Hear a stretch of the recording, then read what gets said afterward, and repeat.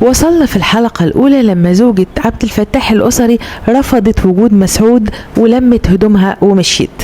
الأسري كان مستعد يسامحها، كان ممكن يرجعها لو اعتذرت، لكنها ما رجعتش. ومرت الشهور وكل واحد متمسك بموقفه لحد ما الأسري قرر يطلقها عشان ما يفرطش في الطفل اليتيم. وهكذا الطفل اللي أخده من الشارع بدافع الرحمة كلفه زواجه، لكن دي كانت مجرد البداية.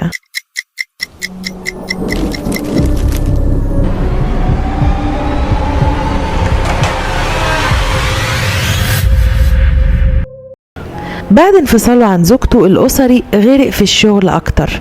في بداية 1950 تعاقد لأول مرة على 8 أفلام، ومسعود بقى فعليا جزء من حياته، ما كانش بيفرقه في البيت في الاستوديو في كل مكان. والأسري كان حريص على تعليمه، جاب له مدرسين للبيت عشان يتعلم القراية والكتابة بالعربي والإنجليزي. يعني الطفل اللي دخل حياته فجأة بقى ابنه بكل معنى الكلمة. لكن النجاح نفسه بدأ يتحول إلى عبء. العروض بقت كتير لدرجة إن الأسري ما عادش قادر يقبلها كلها. وفي 1951 قبل 10 أفلام فقط ورفض تقريبا العدد نفسه. وفي 1952 اضطر يقلل أكتر، قبل 5 أفلام بس. وبعدها المنتجين والمخرجين بدأوا يقلوا عروضهم ليه. وفي 1953 ما وصلوش غير 4 أعمال، قبلهم كلهم. لكن السبب مش انه فقد نجوميته، السبب كان اخطر، صحته بدأت تنهار. في احد ايام التصوير حصلت الصدمة، شقيقه محمد حضر للاستوديو.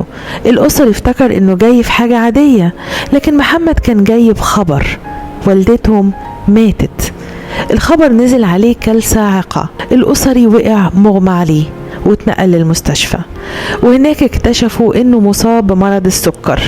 الأطباء حذروه لحلويات لأكل دسم ولازم يحافظ على صحته. لكن عبد الفتاح الأسري كان عاشق للأكل، ولما أخته حاولت تخوفه قالت له انت كده هتموت نفسك يا أخويا. رد عليها بطريقته سيبك، محدش بيموت ناقص عمر. قالت له ان الدكتور منعه من الحلويات والأكل المسبك، فرد هي الدنيا ايه غير لقمة حلوة. دي كانت شخصيته، هو عارف ان الأكل ممكن يضره لكن ما كانش قادر يتنازل. الأسري ما قدرش ينفذ أوامر الأطباء بالكامل.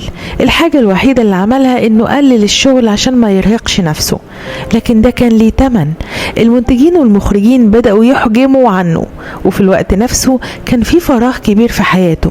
زوجته راحت، أمه ماتت، وصحته بتتدهور. ومسعود رغم وجوده معاه ما كانش قادر يعوض عن كل أنواع الوحدة. وفي وسط الحالة دي دخلت حياته امرأة جديدة، ممرضة شابة، وهنا بدأت أخطر مرحلة في حياته. أثناء وجود الأسري في المستشفى لفت نظره ممرضة شابة جميلة، كانت بتعامله بطريقة مختلفة، ما كانتش شايفاه النجم الكبير، كانت بتعامله كمريض، تديله الدواء في ميعاده، تخدمه وتطعمه بإيديها وكأنها بتعامل طفل صغير. والأسري بدأ يرتاح لها، خصوصا إنه كان طول حياته محتاج للحب والحنان. لكن كان في حاجز واضح، فرق السن. الأسري كان تجاوز 60 وهي ما كملتش 21 سنة. لكن الأسري ما كانش يعرف ان اهتمامها بيه مش مجرد اهتمام بمريض. خرج الأسري من المستشفى، لكن الممرضة ما اختفتش، بقت تلاحقه بحجة الاطمئنان على صحته في المسرح في البيت وفي بلاتوهات السينما، لحد ما فهم انها بتحاول توصله لحاجة. وفي النهاية حصلت المواجهة. قالت له ايه اللي منعك تتكلم وتقول اللي في قلبك؟ الأسري رد عليها اللي منعني كتير، تعالي اقفي جنبي وبصي في المراية معايا وانت تعرفي.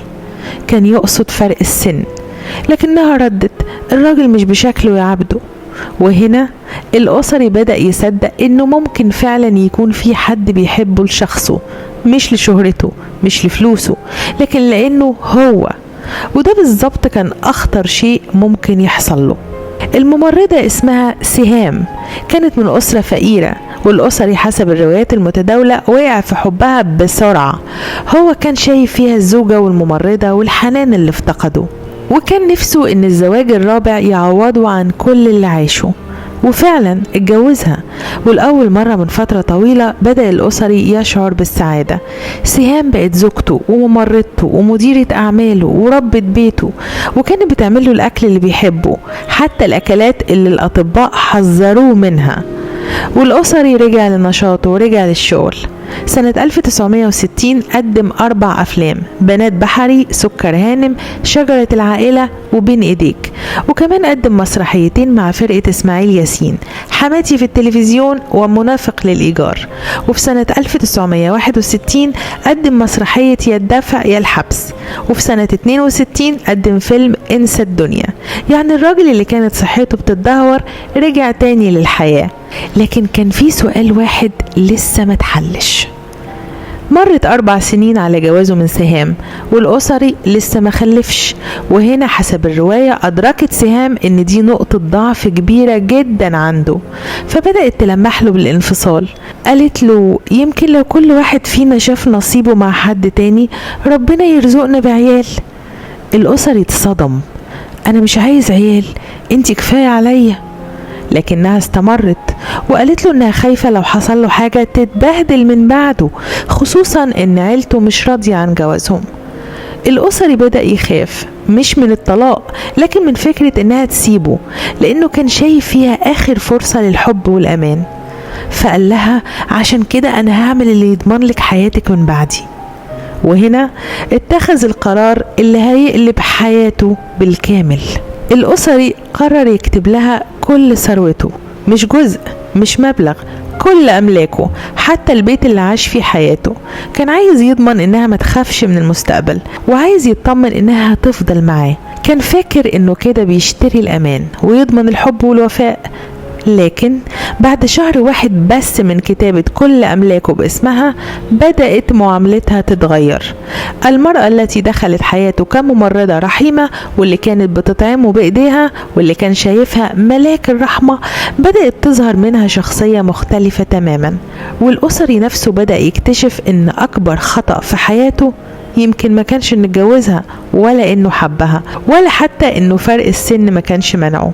أكبر خطأ كان إنه سلمها كل شيء.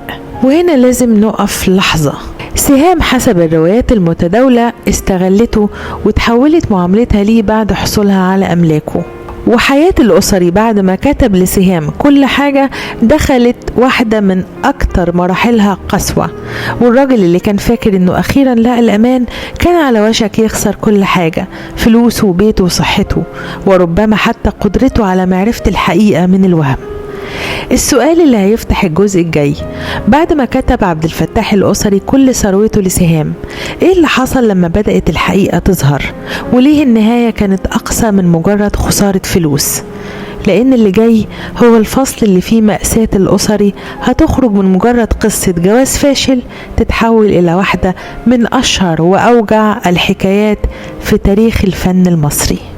نكمل في الجزء الثالث.